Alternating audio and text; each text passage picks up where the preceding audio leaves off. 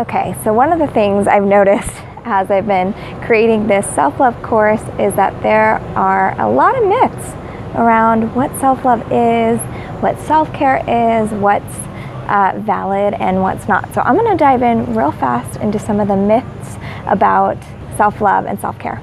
That self-care is all about spending a ton of money on expensive bath bombs and spa days. I once ascribed to the self-care myth that shopping is my therapy.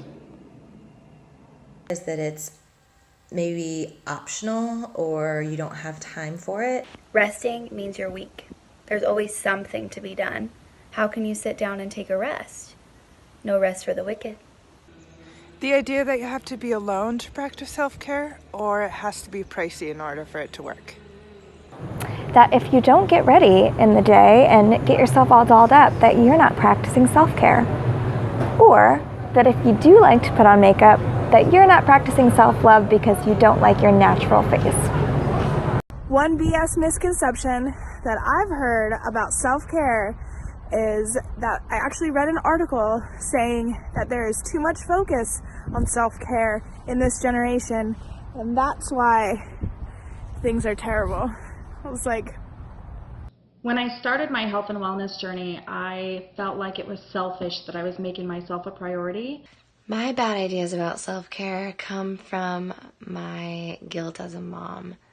I feel like it's selfish to spend money on myself, to use my free time on myself, and I end up just getting to the point where I have a meltdown, quite honestly, and then I realize how important it is to take care of myself. Self-love is something that you do as a response to something shitty that happens. So it's more of a reaction than a standalone action. Self-care is only when you're burnt out.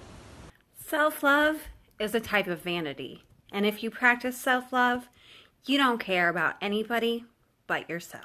I would have to say that the first time I heard that word, it seemed really cheesy and kind of woo-woo, and I wasn't really sure what it meant.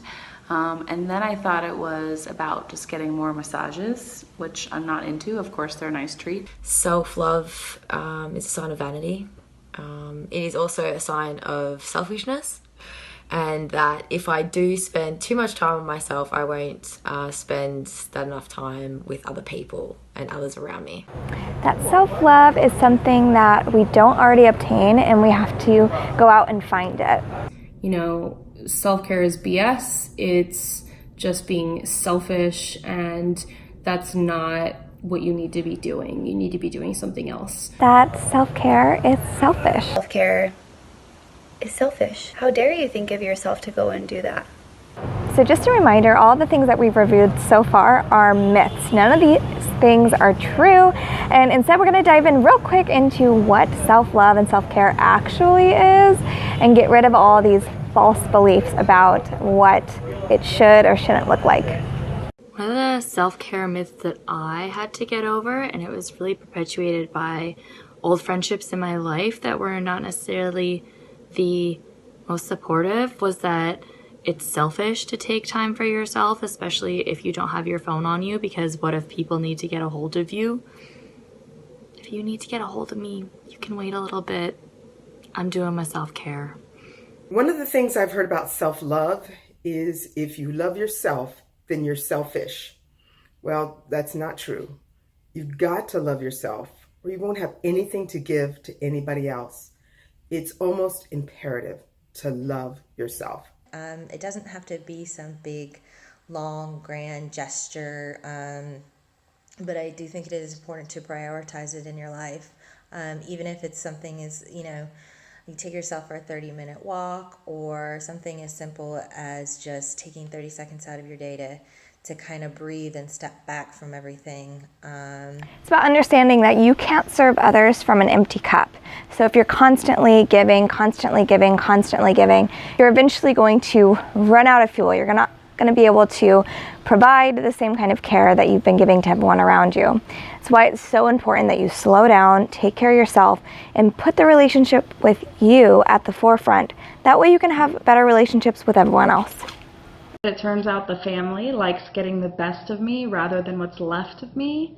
So I put myself first now and ignore the misconceptions and myths about self-care and self-love. Self-love is about learning how to appreciate your body, knowing that you are a spirit having a human experience, but the human experience is important. So not getting caught up in trying to remove yourself from the humanness. The humanness is part of the beauty. Definitely now know it's just taking care of yourself and putting yourself first before you take care of others.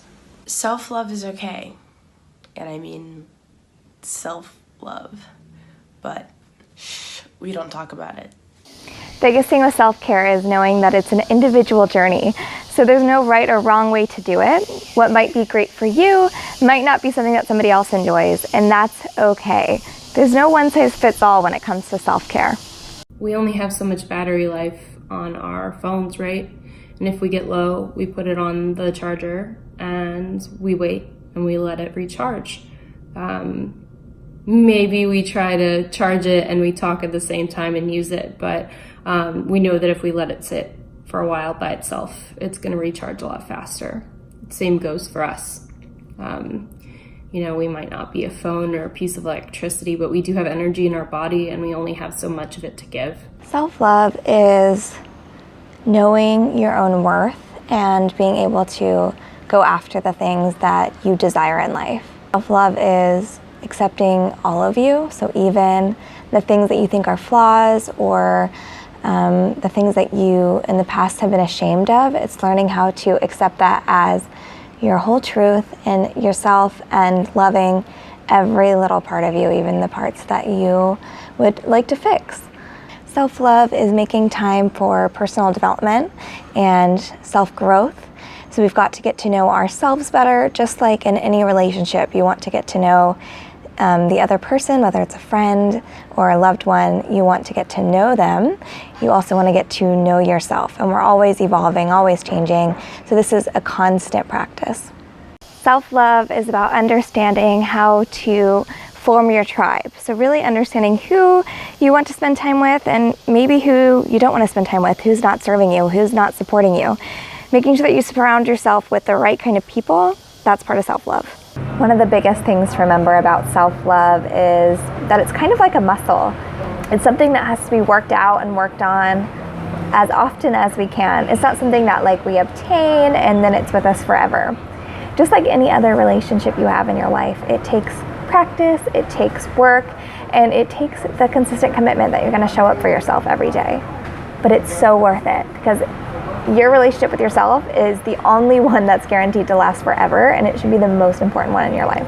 So if you're looking for some ways to take your self-love, self-care to the next level, make sure you join our challenge. It's starting today, February 1st, and we'll be doing it for 2 weeks on Instagram, and you can enter to win a free spot in our 8-week group coaching mastermind class called Soul Sister's Guide to Self-Love, where we'll be diving into all these principles we shared today. See you there.